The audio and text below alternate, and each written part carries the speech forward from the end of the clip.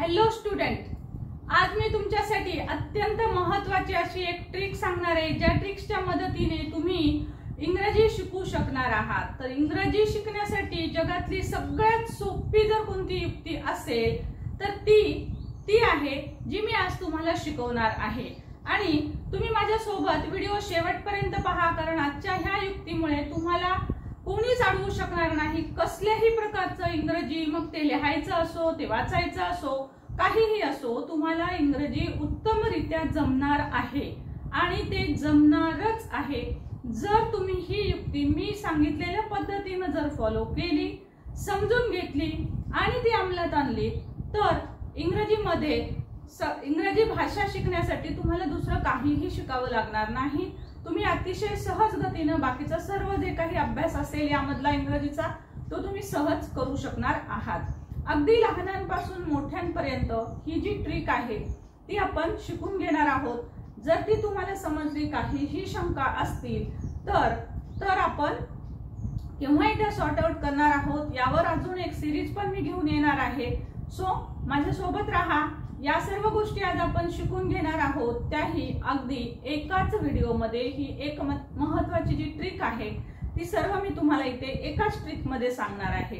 आणि स्टुडंट्स पहा की इथे तुम्हाला दिसत असतील 12 का 7 कोणती आहे महत्त्वाची ट्रिक, ती मी तुम्हाला सांगणारच आहे की ज्या ट्रिकच्या मदतीने इंग्रजी शिकणं हे सर्वात सोपं होऊन जाणार आहे।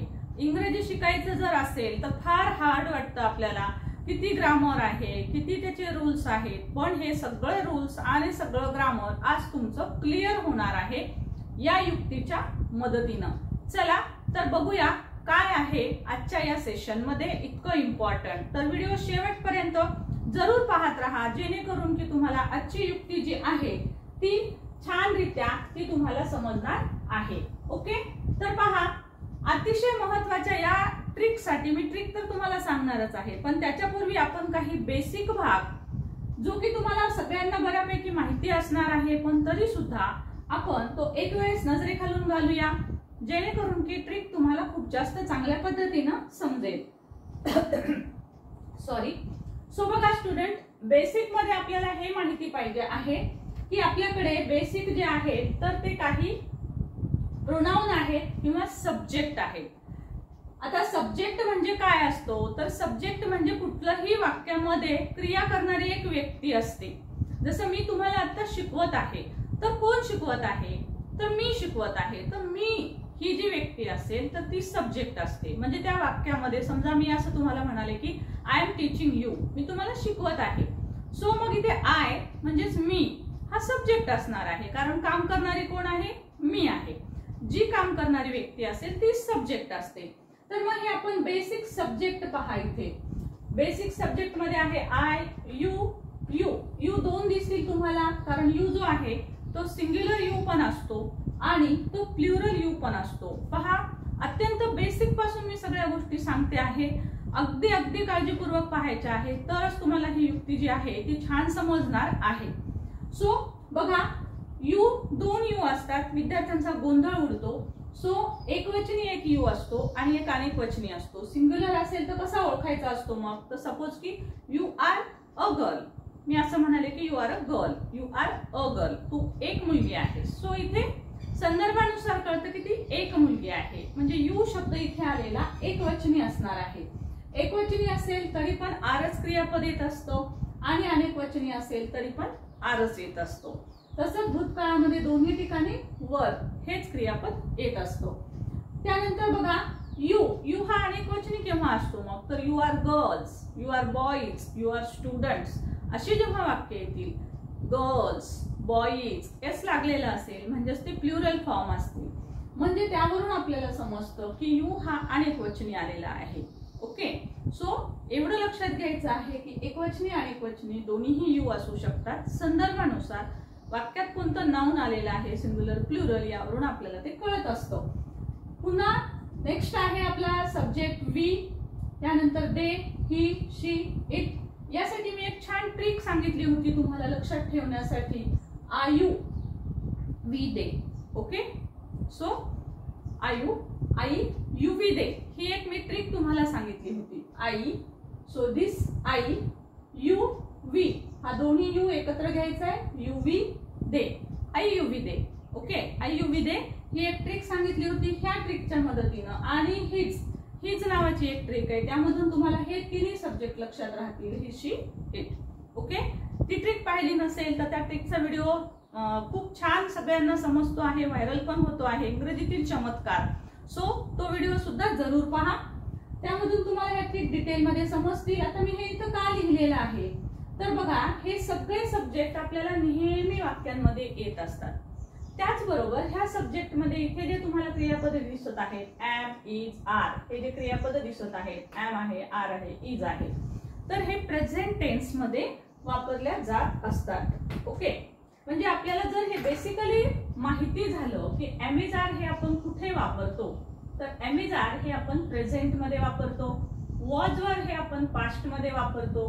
आता हे जे क्रियापद इकडे हॅव आणि हॅज लिहिलेले आहे ते आहेत टू हॅव चे हेल्पिंग वर्ब, आणि हे जे लिहिलेले आहेत प्रेझेंट पास्ट, तर हे आहेत टू बी चे helping verbs. Okay, to be चे हेल्पिंग वर्ब्स. आणि इथे मी फक्त हॅव आणि हॅजच दाखवलेले आहेत कारण जागे अभावी, आणि हॅड असतो याच्यामध्ये पास्ट टेन्स मध्ये. हॅड सगळीकडे सेमच येतो कारण हॅड हा एकच हेल्पिंग वर्ब असतो पास्ट मध्ये, त्यामुळे यूच्या पुढे हॅड, आयच्या पुढे had, you had, we had, they had, he she it had, singular noun, plural noun, had, सगळ्यांच्या समोर हॅड येत असतो. याचा एक फ्युचर फॉर्म असतो टू हॅवचा, तो असतो विल हॅव किंवा शॅल हॅव. जनरली शॅलचा उपयोग कमीच होत चाललेला आहे, त्यामुळे सर्रास सगळीकडे विल हॅव हेच वापरलं जातं. त्यामुळे फ्युचर मध्ये विल हॅव आहे ते कसं येतं, I will have, you will have, we will have, they will have, he will have, she will have, it will have. Any singular noun, कुठलंही नाउन घ्या, राम, सीता, गोपाल, नीता, शैलजा, पिंकू, रिंकू, कोणतंही, त्याच्या पुढे पण येणार आहे विल हॅव. किंवा टू बीचं रूप सिंग्युलर नाउनच्या पुढे येतं इज, आणि पास्ट मधलं येतं वॉज. प्लुरल फॉर्म जर असतील नाउन्सचे आणि एकवचनी नावं असतील तर त्यासाठी प्लुरल नाउन साठी आपल्याला इथे लिहावं लागेल are. Sorry by mistake, okay, चुकून झालेलं आहे. सो सिंग्युलर नाउन साठी आपण घेत असतो इज, आणि प्लुरल फॉर्म साठी मात्र आपल्याला घ्यावं लागतं आर. तसंच पास्ट टेन्स मध्ये again sorry, so past tense plural form मध्ये आपल्याला घ्यावं लागतं वर, आणि इथे सुद्धा आपल्याला घ्यावं लागतं हॅव. ओके, सो ही गोष्ट लक्षात ठेवायची आहे. बाय मिस्टेक वरच खाली लिहिण्यात आलेलं आहे. सो प्लुरल फॉर्म साठी आर, पास्ट टेन्स मध्ये वर, आणि टू हॅवच्या रूपामध्ये हॅव घ्यावं लागतं. सो हे बेसिक जे आहे, ज्यांना ते पाठ नाही, ज्यांना ते येत नाही, त्यांनी ते पहिले समजून घेणं आणि ते आपलं तयारी करणं हे अत्यंत आवश्यक असतं. त्यानंतर आपल्याला नेक्स्ट गोष्ट लागणार आहे ती म्हणजे वर्बचे फॉर्म. सो मी ते थोड्या वेळाने तुम्हाला सांगते. सो आता पहा, आपण काय पाहणार आहोत, तर मी तुम्हाला इथे आज सांगणार आहे महत्वाची गोष्ट, आणि ती म्हणजे टेन्स. टेन्स जो आहे तो इंग्रजीचा आत्मा आहे. टेन्स जर तुम्हाला छान समजला, आणि मी सगळ्यात पहिले क्लिअर करू इच्छिते की टेन्स अजिबातच अवघड नाही, अजिबात अवघड नाही. हा सेशन तुम्ही पाहिल्याच्या नंतर तुम्हाला टेन्स अजिबात अवघड जाणारच नाही, कारण इतकी छान युक्ती आहे आपल्याकडे, आणि या युक्तीच्या मदतीने आपण हा टेन्स शिकत आहोत. सो तुम्हाला टेन्स अजिबात हार्ड जाणार नाही. थोडंसं नीट समजून घ्या, you can understand it very well. तर बघा काय असतो टेन्स.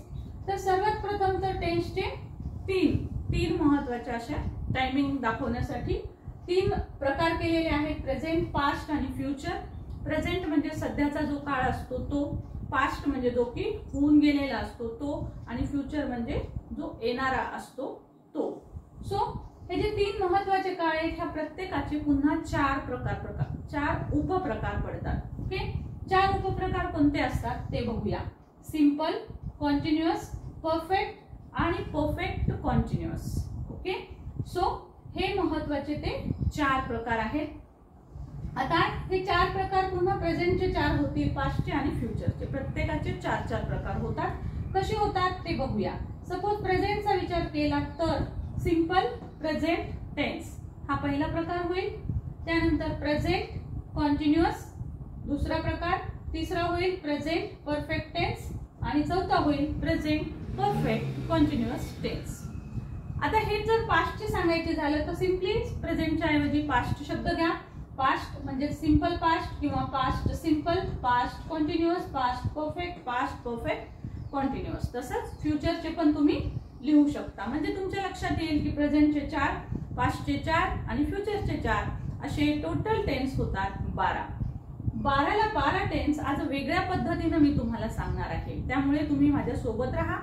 तुम्हाला ही जी युक्ती असणार आहे हे सगळं लक्षात ठेवण्याची, तर ती तुम्ही समजून जर घेतली तर टेन्स अख्खं इंग्रजी हे तुमच्या मुठीमध्ये येणार आहे.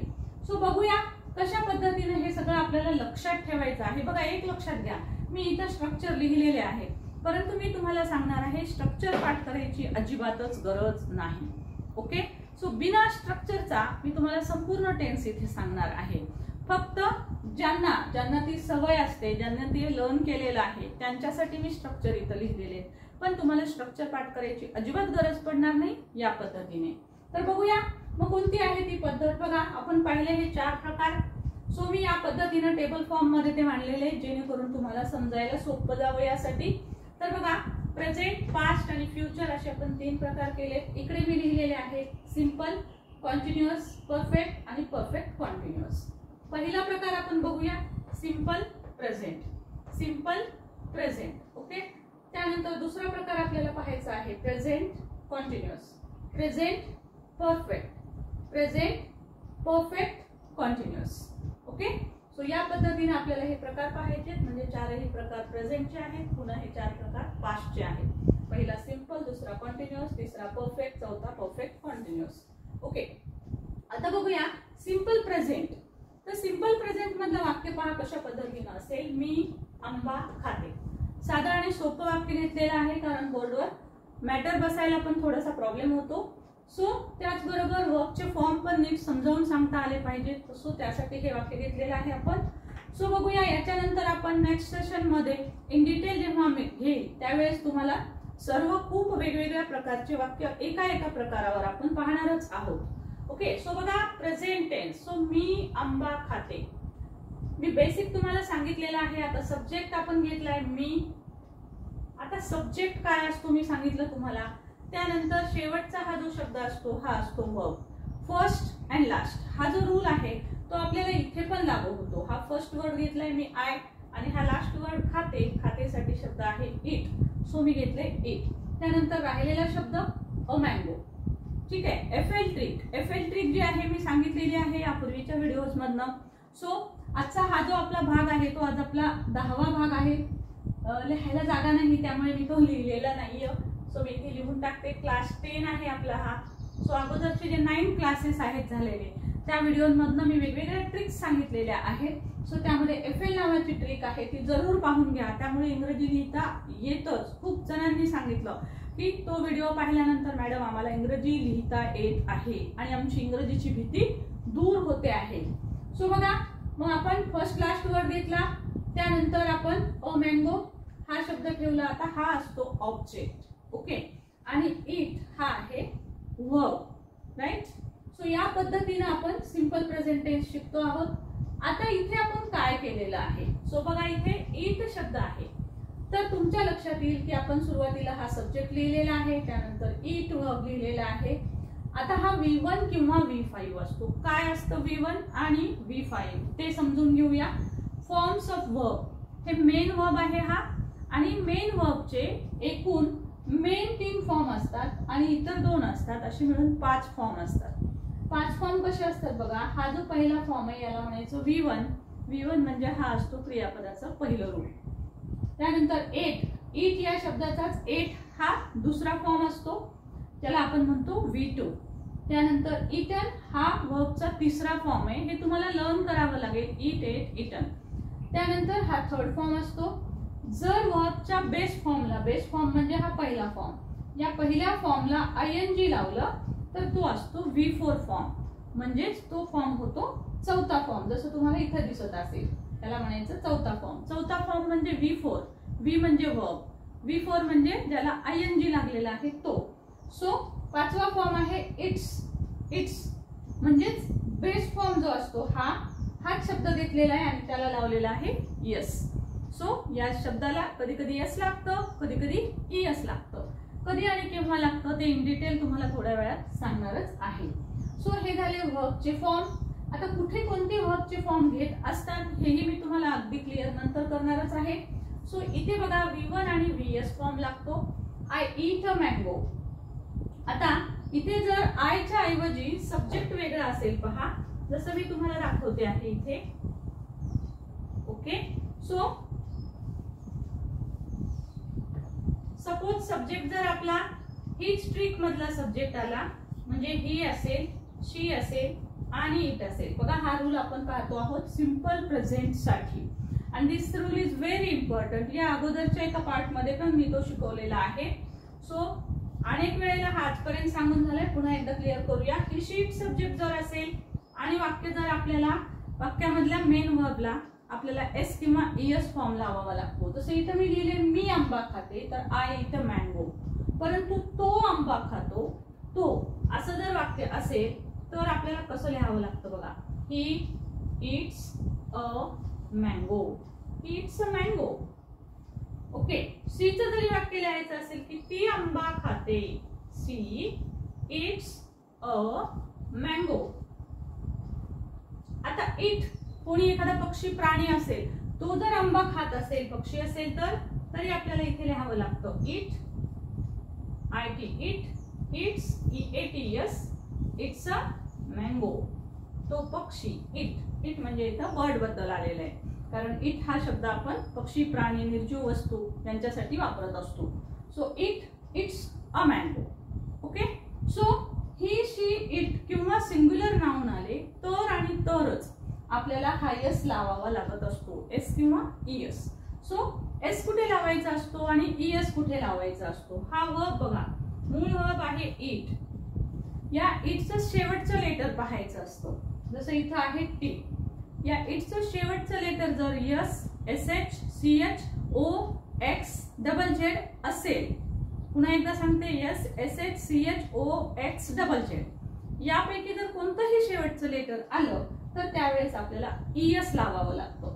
पण इथे ते मी जे सांगितलेले शब्द आहेत ते कोणतेच नाहीत, त्यामुळे इथे आपण सिम्पली एस लावले. Okay, suppose excuse me,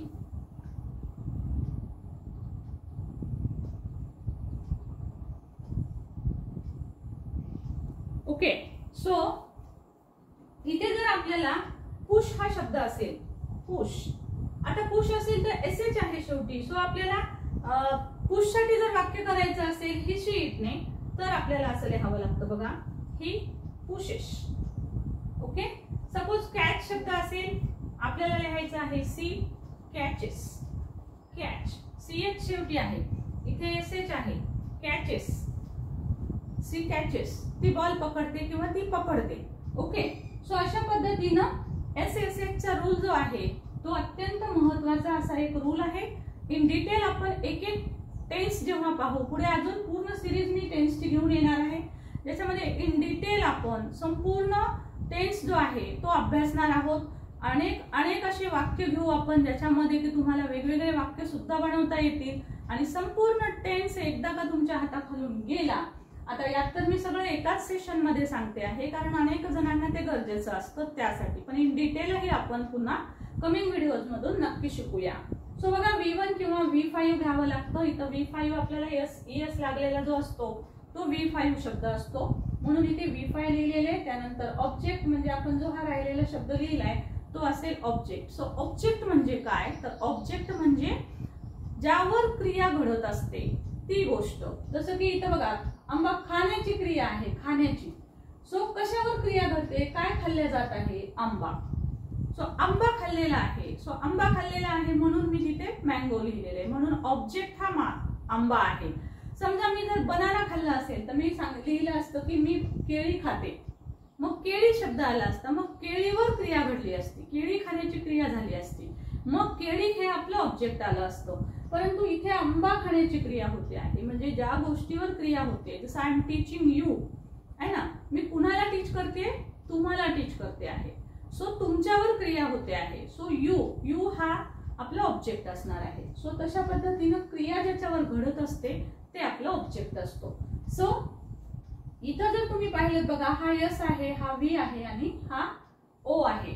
so हे जे स्ट्रक्चर आहे बघा, S plus V plus O, हे जे स्ट्रक्चर आहे, तर हे संपूर्ण हे जे आपण इथं अभ्यासणार आहोत त्या सगळ्यांचं मूळ आहे.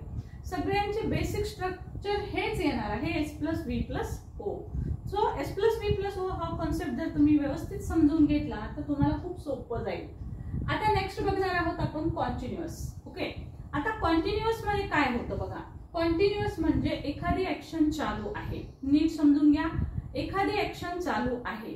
तुमची कृती जर चालू असेल तर त्यानुसार मग तो कॉन्टिन्युअस ऍक्शन मध्ये आपल्याला लिहावा लागतो. आता जसं बघा, इथं मी आंबा खात आहे. इथे आंबा खाण्याची क्रिया चालू आहे. आंबा खाण्याची क्रिया चालू आहे म्हणजे या वाक्यात पाहिलं मी आंबा खाते, तर ती खाते म्हणजे ती हॅबिच्युअल ऍक्शन आहे, ती सवय आहे, ती तुमची दररोजची कदाचित घटना असेल, तुम्ही नेहमी खात असाल. सो तिथे तुमची ऍक्शन चालू आहे का पूर्ण झाली का बंद आहे हे काही समजत नसतं. म्हणजे म्हणून याला नाव दिलेलं असतं सिंपल. पण कॉन्टिन्युअस मध्ये काय असतं, तुमची ऍक्शन चालू आहे का संपली आहे हे कळत असतं. सो म्हणून कॉन्टिन्यू म्हणजे तुमची ऍक्शन चालू आहे. आणि ऍक्शन चालू आहे बघा, हे आयएनजी शब्दाने दाखवलं जातं. ओके, सो आपला वाक्य कशा पद्धतीने बनतं बघा, मी आंबा खात आहे. Okay, so first and last word FL trick आपली जी आहे ती इथं लागू केली तर I am, first and last. त्याच्यानंतर मग आपला रूल सांगितलेला होता मी तुम्हाला की आपली मराठी डावीकडून उजवीकडे जाते, परंतु आपलं इंग्रजी जे आहे तर ते आपल्याला उजवीकडून डावीकडे शब्द घ्यावे लागतात. उजवीकडून डावीकडे म्हणजे अगोदर हा शब्द घ्यावा लागतो आणि नंतर हा घ्यावा लागतो. म्हणजे आधी 1 नंबर नंतर 2 नंबर. म्हणून खात साठी शब्द आहे इट. खाण्याची ऍक्शन चालू आहे, चालू दाखवतो आपण आयएनजी ने. सो म्हणून इटला आयएनजी लावलेला आहे, इटिंग. आणि त्यानंतर हा राहिलेला दुसरा शब्द आपण घेतोय जो की ऑब्जेक्ट आहे आपला. Okay, so I am eating a mango. So अशा पद्धतीनं हे वाक्य होईल. म्हणजे बघा, ऍक्शन चालू आहे. आता ऍक्शन चालू आहे, इटिंग हा वर्ब फॉर्म कोणता येतो तर हा येतो V4.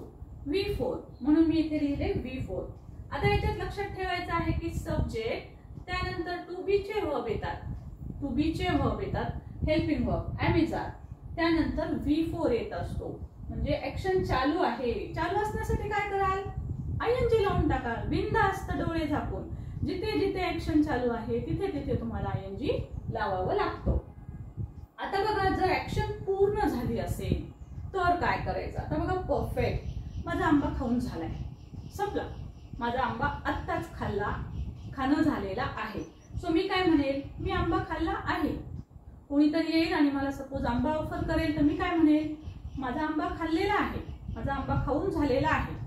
ओके, म्हणजे माझा आंबा खाऊन झालेला आहे असं आपण बोली भाषेत म्हणतो. मी आंबा खाल्ला आहे म्हणजेच माझा आंबा खाऊन झालेला आहे. आत्ता आहे, आत्ता खाऊन झालेला आहे. ओके, सो परफेक्ट म्हणजे ती क्रिया संपलेली असते. पण लक्षात घ्या, क्रिया संपल्याच्या नंतर जनरली आपण पास्ट टेन्स म्हणत असतो. ऍक्शन संपली की पास्ट टेन्स.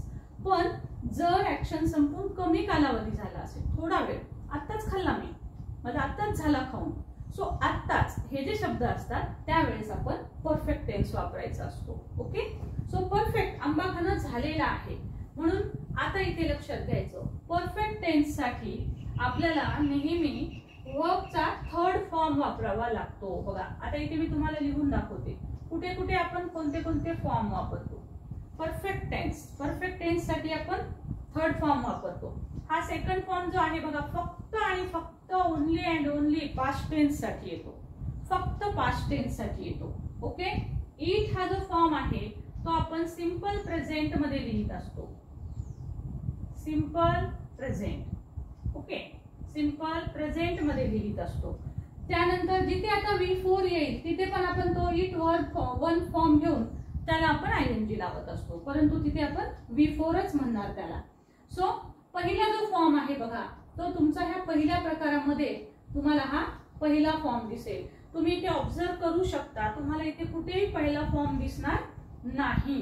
ओके, सो हा एक प्रकार जर सोडला, simple future, right. So simple present यामध्ये एक फर्स्ट फॉर्म येतो आणि त्यानंतर फ्युचर सिंपल फ्युचर मध्ये फर्स्ट फॉर्म येतो, परंतु इथे फक्त फर्स्ट येत नाही, त्याच्यासोबत हेल्पिंग वर्ब असतात, शाल किंवा विल असतो आणि त्याच्यानंतर वर्बचा फर्स्ट फॉर्म असतो. तसं तर मग ह्या V4 मध्ये पण फर्स्ट असतो, पण त्याला ING लागलेला असतो, त्यामुळे इथे V4 फॉर्म येतात.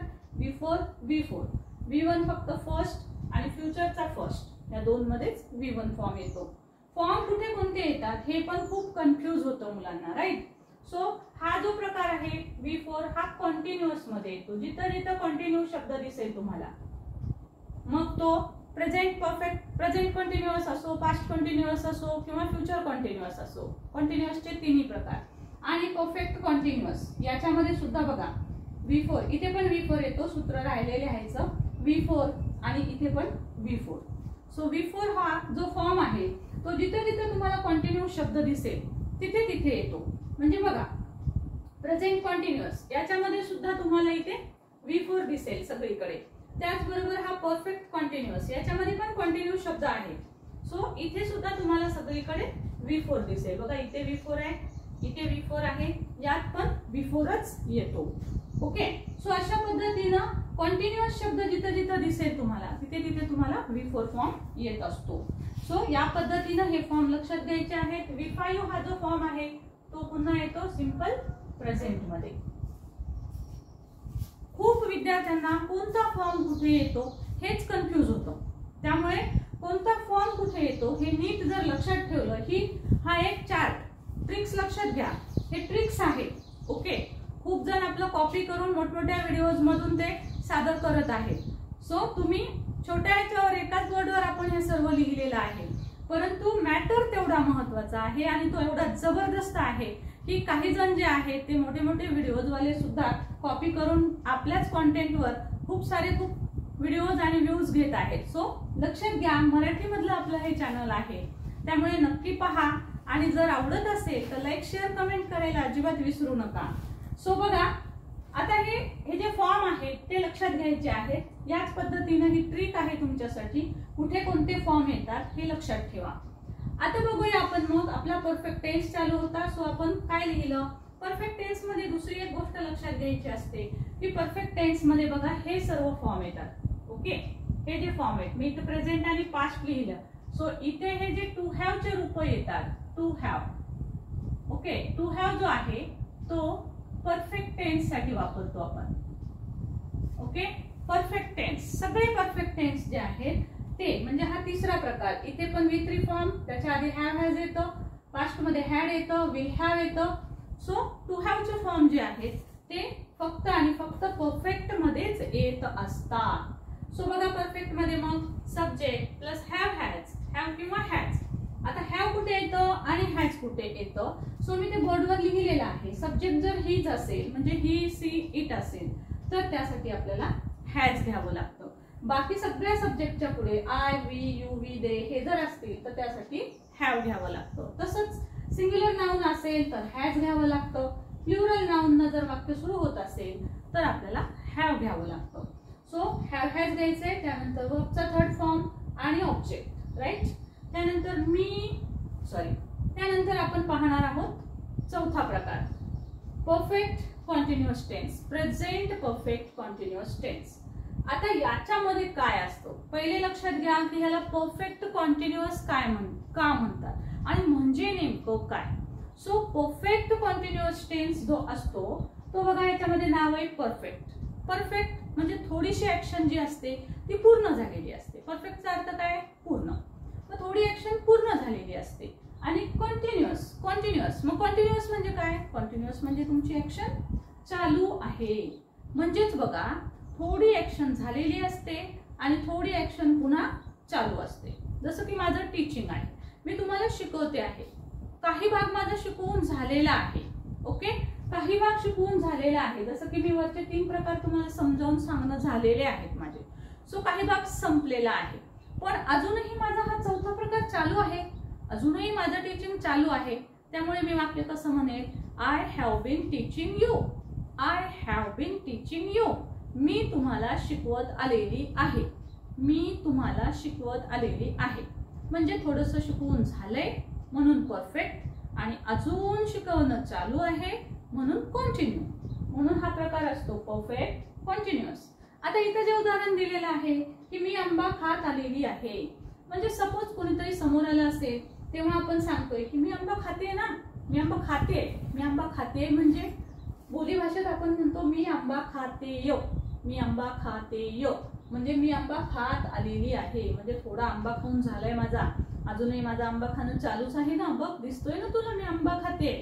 सो मी आंबा खाते म्हणजेच मी आंबा खात आलेली आहे, थोडा आंबा खाणं झालाय, अजून थोडासा बाकी आहे. म्हणून बघा आय हॅव बीन या प्रकारच्या वाक्यामध्ये टू हॅवचं रूप घेतात, त्यानंतर बीन हा शब्द घेतात. सो इथे स्ट्रक्चर राहिलेलं आहे लिहायचं, मी इथे लिहिते हॅव हॅज आणि त्यासोबत आपल्याला घ्यावं लागतं बीन शब्द. ओके, बीन, त्यानंतर V4 घ्यायचे, जसं इथे V4 दिसेल तुम्हाला, आणि प्लस ऑब्जेक्ट. ओके, सो अशा पद्धतीनं हे याचं स्ट्रक्चर असणार आहे. आशा करते तुम्हाला हे चारही प्रकार नीट समजले असतील. पुन्हा एक वेळेस आपण शॉर्ट मध्ये बघूया.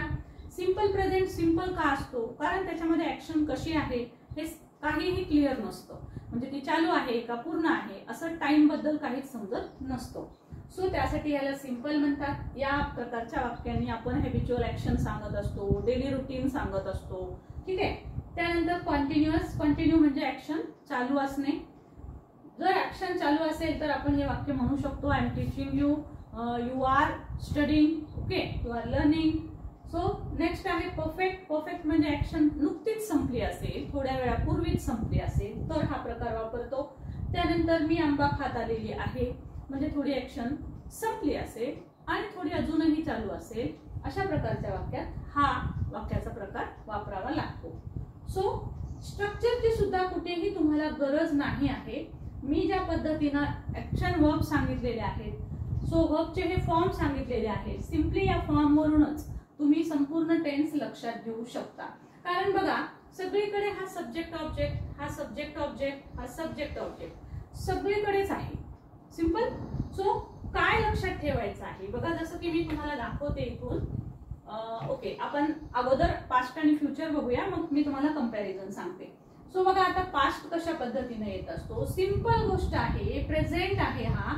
सो प्रेझेंट मध्ये आपण सर्व हे वर्ब वापरतो प्रेझेंटचे. आता पास्ट करत असताना इतकं सोपं आहे टेन्स पहा, फक्त पास्ट टेन्सचे फॉर्म वापरायचे आहे. पहिल्या प्रकारात V2 फॉर्म वापरायचा आहे, जो की वर्बचा सेकंड फॉर्म असतो V2.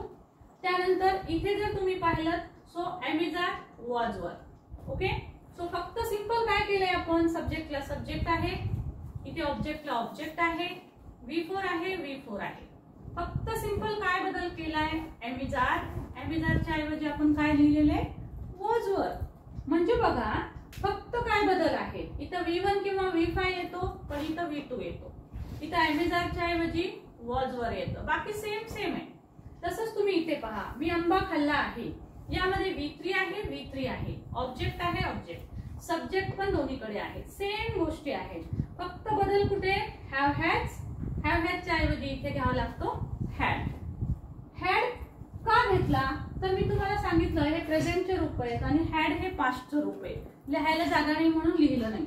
सो हॅड हे पास्टचं रूप आहे, मग सिम्पली आपल्याला पास्टचं रूप चेंज केलं आपण, म्हणजे इथे हॅव हॅजच्या ऐवजी हॅड घेतलं की हा पास्ट टेन्स होतो. बाकी सूत्र सेम आहे, बाकी वाक्याचा प्रकार सेम आहे, कशा पद्धतीनं करायचं आहे. सो त्यानंतर फ्युचर मध्ये सुद्धा तुम्हाला तीच गोष्ट दिसेल. फ्युचर मध्ये सिम्पली आपण विल हॅव घेतलेला आहे, कारण इथे जागा नाहीये मला, पण विल हॅव सगळीकडे सगळ्याच सब्जेक्ट साठी विल हॅवच येतो.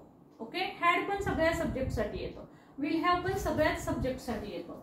सो फक्त सिम्पली तुम्हाला हे वर्ब जे आहे, म्हणजे त्याला हेल्पिंग वर्ब म्हणतो आपण, हे हेल्पिंग वर्ब फक्त बदलावे लागतात, त्यामध्ये काळात काहीही बदल होत नसतो. नेक्स्ट बघणार आहोत आपण की परफेक्ट टेन्स कशा पद्धतीने आलेला आहे. सो परफेक्ट पण याच पद्धतीने आलेला आहे. सिम्पली तुम्हाला फ्युचर टेन्स मधलेच हे जे शब्द आहेत, शॅल हॅव, विल हॅव, फक्त हेच बदलायचं आहे. इथे हॅड आहे, हॅडच्या ऐवजी तुम्ही इथे शॅल हॅव, विल हॅव वापरणार आहात. सो या पद्धतीने बघा, पास्ट मध्ये आपण फक्त पास्ट टेन्सचे हे क्रियापद वापरायचे आहेत आणि present to have perfect tense जेव्हा वापराल तेव्हा हे प्रेझेंट साठी वापरायचे आहेत, हॅड पास्ट साठी वापरायचे, विल हॅव फ्युचर साठी वापरायचं आहे. याच्या पुढे तुम्ही ते लिहिलं कॉलम तरी चालेल, नंतर पास्ट टाका नाव आणि त्यापुढे हॅड लिहा सगळीकडे, आणि सगळीकडे विल हॅव लिहा, म्हणजे तुम्हाला सोपं जाईल लक्षात ठेवायला. ओके. सो आता तुमच्या लक्षात आलं असेल की आपण कुठे कोणते फॉर्म घ्यायचे आहे. अर्थ पहा वाक्याचा, कोणता टेन्स कोणता आहे हे कसं ओळखायचं, हा पण कन्फ्युजन होईल तुमचं. सो खाते बघा, खाते, खात आहे, खाल्ला आहे, खात आलेली आहे, म्हणजे एखादी ऍक्शन आहे.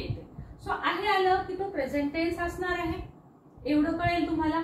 मग त्यानंतर खाण्याची क्रिया करण्याची क्रिया चालू असेल तर कंटिन्युअस असणार आहे.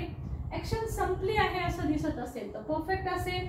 ऍक्शन थोडी संपली आहे आणि थोडी चालू आहे असं असेल तर परफेक्ट कंटिन्युअस असणार आहे. त्यानंतर बघा आता मग हे कशा पद्धतीने आपण शॉर्ट मध्ये लक्षात ठेवायचं. आता शॉर्ट ट्रिक जी मी तुम्हाला सांगितलं होतं की ही ट्रिक लक्षात ठेवा. ही ट्रिक जर तुम्ही लक्षात ठेवली तर बघा 12 का 7 ही जर एक ट्रिक लक्षात ठेवली तुम्ही, मी सांगते ती, तर पूर्ण 12 टेन्स येथे 12ला 12 टेन्सची तुम्हाला 7 मिळेल, सोबत मिळेल, संगत मिळेल, आणि तुमचं संपूर्ण इंग्रजी जे आहे तर ते एकदम सोपं होऊन जाईल. म्हणून जगातली ही सगळ्यात सोपी अशी वाटणारी युक्ती आहे तुमच्यासाठी. बघा आता पाहूया आपण काय केलेलं आहे. मी सांगितलं तुम्हाला सब्जेक्ट ऑब्जेक्ट सेम आहे, सब्जेक्ट ऑब्जेक्ट. सो मी काय करते, सब्जेक्ट ऑब्जेक्ट काढूनच टाकते इथून. ओके. सो आता बघूया आपण, इथे पण सब्जेक्ट सेम आहे, इथे सब्जेक्ट सेम आहे, इथे सब्जेक्ट सेम आहे, सगळीकडे सब्जेक्ट सेम आहे. सो सब्जेक्ट आणि ऑब्जेक्ट सगळीकडे आहे. सो मी हे मोडून टाकते आणि तुम्हाला दाखवते की कशा पद्धतीनं कोणती आपली ती महत्वाची ट्रिक आहे ज्या पद्धतीनं आपण संपूर्ण टेन्स जो आहे तो लक्षात ठेवू शकतो आणि त्यामुळे संपूर्ण इंग्रजी तुम्हाला खूपच सोपं जाणार आहे. सो बघा सगळीकडचं सब्जेक्ट आणि ऑब्जेक्ट मी जर मोडलं तर तुम्हाला काय दिसतं बघा, सॉरी V4. ओके. सो हा पण सब्जेक्ट मोडून टाकूया, हा ऑब्जेक्ट मोडून टाकूया. आता बघा हे सगळं मी मोडल्याच्या नंतर तुम्ही लक्षात घ्यायचं आहे ट्रिक. पहा आता काय आहे ती. ओके. सो तुमच्या लक्षात येईल मग आता प्रेझेंट मध्ये आपण V1 किंवा V5 फॉर्म वापरतो. सो V1 V5 फॉर्म दिसले की तुम्हाला ओळखू येईल की तो सिंपल प्रेझेंट टेन्स असणार आहे. आणि सिंपल प्रेझेंट टेन्स मध्ये आपण कोणता फॉर्म घेणार आहोत, तो V1 आणि V5 यापैकी एक येणार आहे. V1 कुठे आणि V5 कुठे येतो हे मी तुम्हाला इथे एक्झाम्पल सहित समजावून सांगितले. हीच ट्रिक जी आहे आपली, हीच HIS हीच, त्या ट्रिक साठी आपल्याला SES लावावा लागतो, म्हणजेच आपल्याला V5 फॉर्म घ्यावा लागतो. त्याच्यानंतर इथे पहा, इथे आपल्याला लक्षात येईल तुमच्या पास्ट मध्ये सिंपल पास्ट. आता हा सिंपल पास्ट मध्ये V2 फॉर्म आहे. सिंपल फ्युचर मध्ये बघा शॅल किंवा विल वापरायचे आणि प्लस V1 फॉर्म वापरायचा आहे. म्हणजे ट्रिक पहा, पहिल्या ह्याच्यात V5 फॉर्म येतो, दुसऱ्या ह्याच्यात दुसरा फॉर्म येतो, तिसरा म्हणजे सिंपल फ्युचर मध्ये V1 फॉर्म येतो. त्याच्यानंतर कॉन्टिन्युअस मध्ये एमिजार घ्यावं लागतं आपल्याला. आता हे तुम्ही एमिजार कशावरून ओळखणार, तर आहे हा वाक्यामध्ये अर्थ आला की तुम्हाला एमिजार घ्यावं लागणार, कारण एमिजारचे अर्थ आहेत म्हणजे प्रेझेंट टेन्स दाखवतात. त्यामुळे हे पण लक्षात ठेवायची गरज नाही, फक्त सिंपली हा एकच फॉर्म लक्षात ठेवायचा आहे. होते आलं की वॉज वर घ्यायचं आहे. ओके. सो इथे पण तुम्हाला एवढी एकच गोष्ट लक्षात ठेवायची, म्हणजे ट्रिक ऍक्च्युअल हीच आहे की फॉर्म कोणते येतात ते लक्षात ठेवा. एमिजार, वॉज, वेअर हे बेसिक तर तुम्हाला येतच आणि ते यायलाच हवे. ज्यांना येत नाही त्यांनी पहिले हे बेसिकच पाठ करायचं आहे, मगच तुम्ही ह्या सर्व गोष्टींना हात लावायचा आहे. ओके. सो बघा मग इथे पण पाहिलं तुम्ही हॅज येतं, इथे हॅड, इथं विल हॅव. पण हे जर दिलं सोडून तर तुमचं काय होणार आहे. ओके. बघा V3 आणि V3. ओके. सगळीकडे येणार आहे V3 फॉर्म. असंही लक्षात ठेवू शकता की प्रत्येक तिसरा फॉर्म, प्रेझेंटचा तिसरा फॉर्म तिसरं रूप, पास्टचा तिसरा फॉर्म तिसरा प्रकार म्हणजे परफेक्ट तिसरं रूप, फ्युचरचा तिसरा प्रकार तिसरं रूप. ओके. म्हणजे प्रत्येक टेन्सच्या तिसऱ्या प्रकारात तिसरं रूप आहे. राईट. पास्ट टेन्स मध्ये फक्त पास्ट टेन्स मध्ये दुसरं रूप येत असतं. बघा V2 कुठे दिसतोय का तुम्हाला, कुठेच दिसणार नाही V2. राईट. आता V4 V3 कळाला तुम्हाला. तिसऱ्या प्रकारात V3 क्लिअर. मग हा फक्त लक्षात ठेवायचा आहे, हा पहिला कॉलम तुम्हाला V1 V2 V1. पुन्हा V4 आहे सगळीकडे बघा. कंटिन्युअस, जिथं कंटिन्यू शब्द असेल तिथं V4. सो कंटिन्युअस शब्द ह्या तिन्ही काळामध्ये आहे आणि ह्या खालच्या तिन्ही काळात कंटिन्युअस शब्द आहे. जिथे जिथे कंटिन्युअस आहे तिथे तिथे तुम्हाला घ्यायचा आहे V4. क्लिअर. सो ट्रिक लक्षात आली का तुमच्या, की सिंपल प्रेझेंट साठी V1 आहे. ही ती शॉर्ट मध्ये ट्रिक मी इथं लिहिलेली आहे.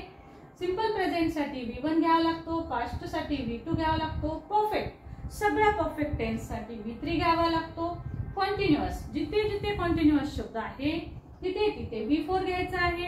आणि V5 कुठे घेणार, सिंपल प्रेझेंट टेन्स मध्ये. सिंपल ट्रिक आहे फक्त 5 शब्दांची, पण आहे हा 7-12 का. 12 म्हणजे हे 12 प्रकार. सो कशा वाटल्या ट्रिक मला जरूर सांगा. आणि हा जो प्रत्येक भाग आहे, जसं की सिंपल प्रेझेंट वर एक व्हिडिओ, त्यानंतर प्रेझेंट कंटिन्युअस वर दुसरा व्हिडिओ, याप्रमाणे 12ला 12 व्हिडिओ जर तुम्हाला हवे असतील तर मला कमेंट बॉक्स मध्ये जरूर लिहून पाठवा की मॅडम आम्हाला 12 व्हिडिओ सेपरेट द्या. म्हणजे एका टेन्सवर आपण भरपूर अशी प्रॅक्टिस घेऊ. अगदी संपूर्ण वाक्य त्याचे कशा पद्धतीने बनवायचे, मराठीतून इंग्लिश, इंग्लिशमधून मराठी, हे सगळं आपण इन डिटेल येणाऱ्या पुढच्या सिरीज मध्ये नक्कीच पाहूया. फक्त सांगा की तुम्हाला अशी सिरीज पाहायला आवडेल का. तुम्हाला जर हवा असेल इन डिटेल तर आपण हा भाग पूर्ण इन डिटेल मध्ये नक्कीच घेऊया. व्हिडिओ आवडला असेल तर लाईक, शेअर आणि कमेंट करायला अजिबात विसरू नका. Thank you so much for watching. Thank you.